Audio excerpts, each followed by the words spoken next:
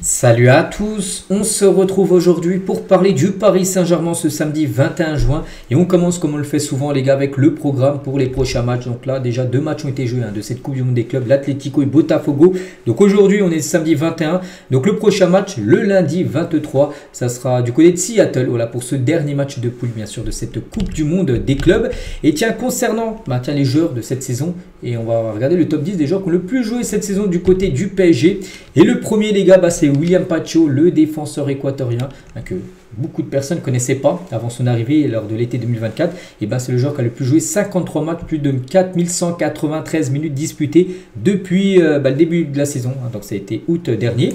Donc deuxième, c'est Hakimi, 49 matchs joués. On peut voir les minutes à chaque fois, je n'ai pas tout le temps de les dire. Après il y a Vitinha qui a beaucoup joué, 53 matchs pour Vitinha. Il y a Neves également, on peut voir pas mal de recrues. Regardez Neves, même Pacho. C'est le recrutement fort lors de l'été 2024. Regardez des joueurs qui ont été très importants ces deux-là. Donc Neves c'est 53 matchs, Donnarumma c'est 41 matchs. Donc Barcola ensuite, il y a Nuno Mendes, il y a Marquinhos, où il y a même Fabien Ruiz et Ousmane Dembélé. Donc voilà les joueurs qui ont le plus joué sur cette saison, qui n'est pas encore finie bien sûr, vu qu'il y a encore la fin de cette Coupe du Monde des clubs. On continue toujours avec cette équipe parisienne actuellement aux États-Unis. Et le club profite de ces 10 jours en Californie pour soigner aussi son image et séduire le marché US. Clé de son plan de croissance inspiré des grandes franchises sportives américaines. Donc en gros, voilà, par exemple, il y a quelques jours, il y a eu une rencontre avec des partenaires et fan clubs à la PSG House. Photos, vidéos dans des lieux iconiques de Los Angeles et activation avec eSport. Voilà pour, vous savez, le jeu FIFA, les gars, c'est eSport. Maintenant, ça s'appelle même EAFC. Donc voilà, tout ça font que Paris, quand il y a les joueurs du PSG, quand il y a des quartiers libres, ils font aussi pas mal de choses avec des partenaires. Voilà, tout simplement qu'on verra là très prochainement, les mois prochains. On continue avec la Coupe du Monde des clubs, mais 2029, la prochaine édition. Là, celle-là, elle est en train d'être disputée, mais pour l'instant, il y a 4 équipes qualifiées et le PSG figure. Vainqueur de la Ligue des Champions cette saison, le PSG obtient automatiquement son billet pour la Coupe du Monde des clubs 2029. Parce qu'en gros, la Coupe du Monde des clubs, en gros, c'est les vainqueurs des dernières Ligues des Champions. Donc là, par exemple, PSG l'a gagné en Europe, Cruz Azul l'a gagné sur le continent sud-américain, Al Ahly l'a gagné du continent asiatique et Pyramide l'a gagné la Ligue des Champions africaine. Voilà, déjà ces 4 équipes là ont leur billet pour la prochaine Coupe du Monde. Donc il y aura bien sûr les vainqueurs aussi des prochaines Ligues des Champions dans le futur qui auront également leur ticket. Donc voilà, prochaine édition, mais pas dans 4 ans. Ce sera tous les 4 ans ce mondial des clubs que je trouve très bien. Je trouve que c'est une bonne idée de la FIFA. Oui, ça fait plus de matchs. Mais nous, en tant qu'amateurs de foot, on prend du plaisir, bien sûr, à regarder les rencontres. On continue, on va parler du staff de Luis Enrique. On sait qu'Enrique, c'est le patron. Autour de lui, les gars, il y a des personnes très importantes. Bien sûr, son staff qu'il suit depuis longtemps et qui font du taf énorme. C'est le maintien du rythme, sélection après finale Ligue des Champions. Et un temps de jeu géré de maître par Luis Enrique sont cruciaux. La soupape mentale apportée par le psychologue Joaquin Valdés explique pourquoi le PSG est encore très frais à ce stade de la saison. Donc, il y a son adjoint, il y a plein de personnes. Et il y a aussi le psychologue, parce que le PSG a dans son staff, Luis Enrique a un psychologue, et Joaquin Valdés. Voilà, c'est en grande partie grâce à lui de voir l'équipe parisienne aussi frais sur ce mondial des clubs, alors que c'est compliqué. Le PSG a enchaîné une longue saison avec la finale Ligue des Champions disputée. Il y a des joueurs qui ont joué la Ligue des Nations, qui sont partis en sélection. Et malgré ça, on a pu voir lors des 2 matchs à Paris Saint-Germain, bien sûr, très frais lors des 2 rencontres. Et toujours avec Paris, toujours aux États-Unis. Donc même à l'autre bout du monde, Luis Enrique a quand même sa plateforme élévatrice. Voilà, parce que vous savez que Poissy au centre d'entraînement du PSG, je l'ai déjà montré quelques fois qu'il est sur son élévateur pour être pas au même niveau que les joueurs, mais être un peu plus haut. Donc quand tu es un peu plus haut, tu vois une autre. C'est différent quand tu vois l'entraînement. Il y a également son élévateur du côté du centre d'entraînement du PSG, du côté des États-Unis, pour voir aussi les entraînements de haut.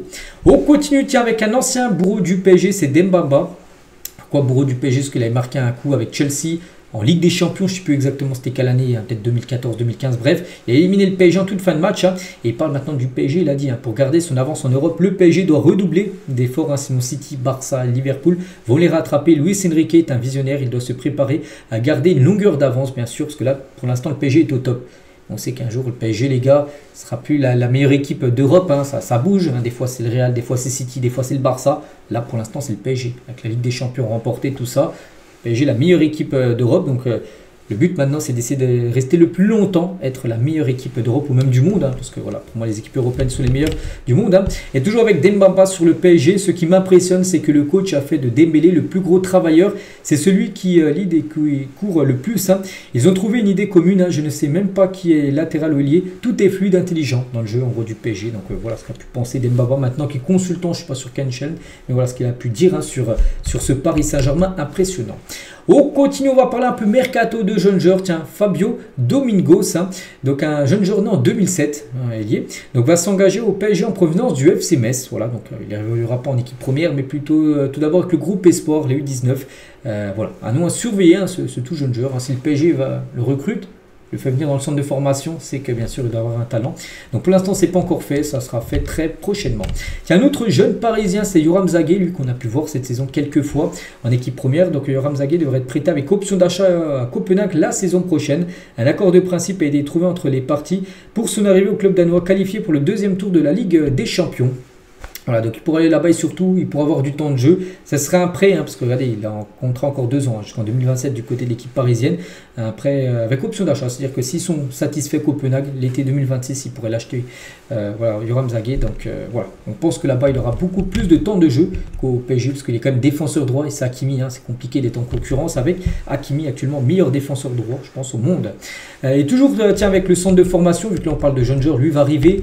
Lui était au centre de formation et le centre de formation du PSG est classé 2e de Ligue 1 cette saison avec une note de 4,53 décernée par la direction technique nationale de la FFF. Hein. Donc il y a seulement une équipe avec le PSG 2e, c'est le centre de formation de Rennes hein, qui occupe la première place avec 4,60 de notes.